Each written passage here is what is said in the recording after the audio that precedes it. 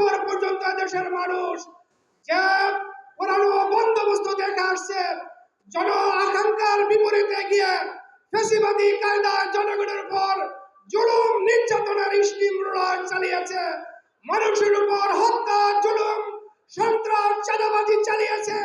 সেই পুরানো বন্দোবস্তর পরিবর্তন করে একটি নতুন বাংলাদেশ প্রতিষ্ঠা হবে, সেই আশা অনেকটাই আমরা নিরাশায় পরিণত হয়েছে। প্রিয় ভাইয়ের আমার, শুধু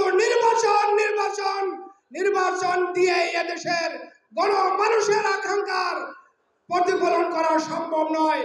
যদি একটি কাঙ্ক্ষিত মানের নির্বাচন না হয়, আর সেই নির্বাচন যদি হতে হয়, তাহলে অবশ্যই হতে হবে গণহত্যার দৃশ্যমান বিচার, পাশাপাশি জুলাই সনদের আইনি ভিত্তির মাধ্যমে সেই নির্বাচন হতে হবে।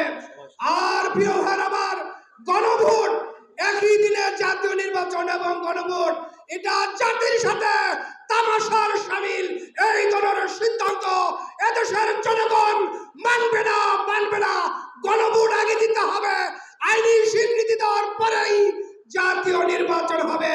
এছাড়া অন্য কোনো নির্বাচনের চেষ্টা করা হলে আমরা এদেশের জনগণ মেনে নিব না। সবাইকে সংগ্রামী অভিনন্দন জানিয়ে আমার বক্তব্য শেষ করছি। আল্লাহ হাফেজ।